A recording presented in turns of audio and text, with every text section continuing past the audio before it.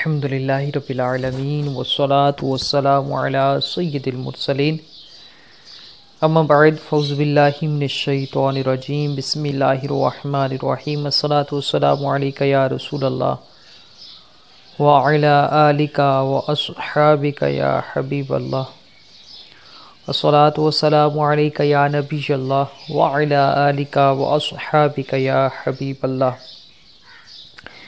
एतिकाफ़ के मसाइल और उनका हल, इस सिलसिले का आज पार्ट 2 है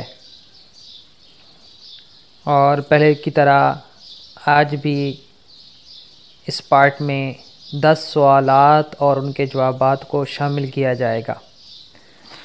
सबसे पहला सवाल ये है कि क्या नाबालिग बच्चा मस्जिद में एतिकाफ़ के लिए बैठ सकता है?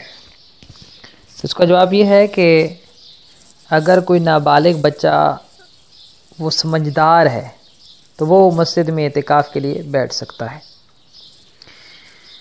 दूसरा सवाल ये है कि क्या नामर्द और खुनसा, जिसे हिजड़ा भी कहते हैं और खुसरा भी कहते हैं, तो वो मस्जिद में एतिकाफ़ कर सकते हैं? तो जवाब ये है कि नामर्द और हिजड़ा ये दोनों मस्जिद में एतिकाफ़ के लिए बैठ सकते हैं, एतिकाफ़ कर सकते हैं। तीसरा सवाल ये है कि क्या सुन्नत एतिकाफ़ इज्तिमाई तौर पर किया जा सकता है? तो सुन्नत एतिकाफ़ इज्तिमाई तौर पर बिल्कुल किया जा सकता है, बल्कि इज्तिमाई तौर पर एतिकाफ़ करना नबी करीम सल्लल्लाहु तआला अलैहि वसल्लम और सहाबा कराम रदियल्लाहु ताला अन्हुम अजमाइन की सुन्नत मुबारका है। चौथा सवाल ये है कि क्या मोतकिफ़ के लिए एतिकाफ़ के दौरान खामोश रहना ज़रूरी है? तो जवाब ये है कि मोतकिफ़ के लिए एतिकाफ़ के दौरान खामोश रहना ज़रूरी नहीं है, बल्कि खामोशी को सवाब समझकर खामोश रहना मकरूह तहरीमी और नाजायज़ गुनाह है। और अगर ख़ामोश रहना सवाब की बात समझकर ना हो तो फिर ख़ामोश रहने में कोई हर्ज नहीं, कोई गुनाह नहीं।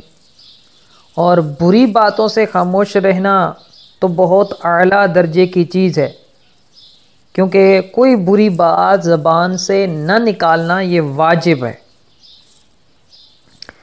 पांचवा सवाल ये है, अगर एतिकाफ़ वाली मस्जिद में जुमा ना होता हो तो क्या वो नमाज जुमा पढ़ने के लिए किसी दूसरी जामी मस्जिद में जा सकता है? तो जवाब ये है कि अगर मोतकिफ़ ऐसी मस्जिद में ठहरा है कि जहाँ पर जुमा नहीं होता तो वो जुमा की नमाज के लिए दूसरी जामी मस्जिद में जा सकता है और अपनी एतिकाफ़ गाह से अंदाज़न ऐसे वक्त में निकले कि खुतबा शुरू होने से पहले वहाँ पहुँचकर 4 रकात सुन्नत पढ़ सके और नमाज जुमा के बाद इतनी देर मज़ीद ठहर सकता है कि 4 या 6 रकात पढ़ ले।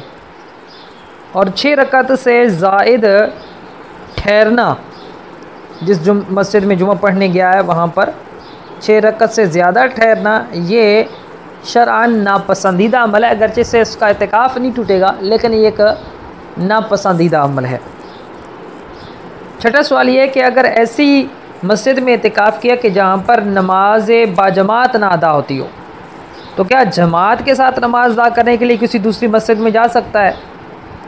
तो इस हवाले से फ़ुक़हा कराम के मुख्तलिफ़ अक़वाल मिलते हैं। अलबत्ता जिस कौल को या जिस मौक़िफ़ को सय्यदी आला हज़रत इमाम अहले सुन्नत इमाम अहमद रज़ा ख़ान रहमतुल्लाहि ताला अलैह ने इख्तियार फरमाया है, वो ये है कि अगर ऐसी मस्जिद में एतिकाफ़ किया कि जिसमें नमाज जमाअत के साथ ना होती हो, तो वो जमाअत के साथ नमाज अदा करने के लिए किसी दूसरी मस्जिद में नहीं जा सकता, कि उसका उस मस्जिद में जमाअत के लिए निकलना ये तबई या शरई हाजत के लिए नहीं होगा, बल्कि उसके लिए अफजल यही है कि वो जमाअत के बग़ैर उसी मस्जिद में नमाज अदा करे। 7वां सवाल ये है कि अगर मोतकिफ़ अपनी किसी हाजत की बिना पर एतिकाफ़ गाह से बाहर निकले तो क्या उसे कपड़े से मुंह छुपाना ज़रूरी है? जैसा कि देखा जाता है कि बाद लोग इस तरह कपड़े से मुंह छुपा कर निकलते हैं। तो जवाब यह कि अगर मोतकिफ़ अपनी किसी हाजत को पूरा करने के लिए एतिकाफ़ गाह से बाहर निकले तो उसे कपड़े से मुंह छुपाना ज़रूरी नहीं है, बल्कि इसे ज़रूरी समझना ही जहालत है। 8वां सवाल ये है कि एतिकाफ़ की कितनी किस्में हैं? तो जवाब ये है कि एतिकाफ़ की 3 किस्में हैं। पहली किस्म है वाजिब एतिकाफ़, यानी अगर किसी ने एतिकाफ़ की मन्नत मानी, जैसा कि ज़बान से कहा कि अल्लाह ताला के लिए फ़लाँ दिन या इतने दिनों का एतिकाफ़ करूँगा, तो अब जितने दिनों का कहा है उतने दिनों का एतिकाफ़ करना वाजिब हो जाएगा और इसके लिए रोज़ा रखना भी शर्त है। तो इसको कहते हैं वाजिब एतिकाफ़। दूसरा होता है सुन्नत एतिकाफ़, और ये रमज़ान मुबारक के आखिरी अशरे में किया जाने वाला एतिकाफ़ है, जो कि सुन्नत मुअक्कदा अलल किफ़ाया है। और इस एतिकाफ़ के लिए भी रोज़ा रखना शर्त होता है। और तीसरा होता है नफली एतिकाफ़। तो जो मन्नत और सुन्नत मुअक्कदा के अलावा एतिकाफ़ होता है वो मुस्तहब होता है, और उसे सुन्नत गैर मुअक्कदा भी कहते हैं, नफली एतिकाफ़ भी कहते हैं। इस एतिकाफ़ के लिए ना रोज़ा ज़रूरी होता है और ना ही इसके लिए किसी वक्त की कोई कैद है। जब भी मस्जिद में दाखिल हो एतिकाफ़ की नियत कर लें, तो जब तक मस्जिद से बाहर नहीं निकलेंगे ये एतिकाफ़ बरकरार रहेगा, सवाब मिलता रहेगा नफली एतिकाफ़ का। और जब मस्जिद से बाहर निकलेंगे तो ये एतिकाफ़ मुकम्मल हो जाएगा, ख़त्म हो जाएगा। अब इसकी नियत कैसे होगी? तो इसकी नियत इस तरह होगी कि नवई तो सुन्नतल एतिकाफ़, ये अरबी के अंदर अल्फाज दोहरा लें या फिर अपनी मादरी ज़बान में कोई भी हो तो उसमें नियत कर लें। जैसा कि उर्दू में आप यूँ नियत कर सकते हैं कि मैं सुन्नत एतिकाफ़ की नियत करता हूँ। 19वां सवाल, 9वां सवाल ये है कि क्या मोतकिफ़ मस्जिद में ख़रीदो फ़रोख्त कर सकता है? तो जवाब यह है कि मोतकिफ़ अपनी या अपने अहल व अयाल की ज़रूरत के लिए मस्जिद में ख़रीदो फ़रोख्त कर सकता है,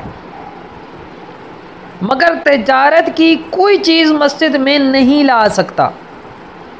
अलबत्ता अगर वो चीज़ थोड़ी सी हो और मस्जिद में जगह नहीं घेरेगी तो फिर वो चीज़ मस्जिद में ला सकता है।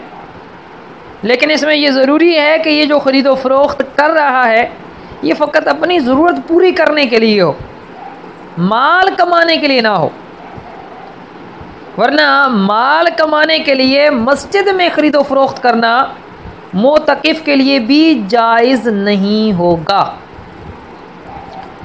10वां सवाल और आखिरी सवाल ये है कि क्या मोतकिफ़ एतिकाफ़ के दौरान मस्जिद के अंदर दुनियावी बातचीत कर सकता है?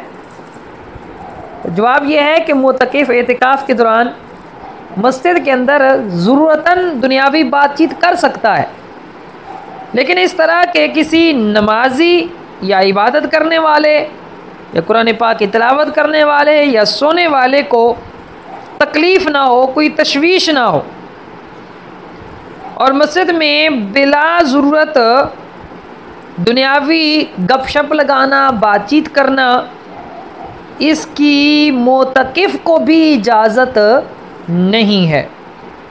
अल्लाह तबारक ताला की बारगाह में दुआ है कि अल्लाह तबारक ताला हम सबको कुरान और सुन्नत का फ़हम अता फ़रमाए और इस माह मुबारक का सदका अल्लाह तबारक ताला हम सब की नेक और जायज़ हाजात को पूरा फ़रमाए। आमीन बिजाहिन नबी अमीन सल्लल्लाहु अलैहि व आलिहि वसल्लम।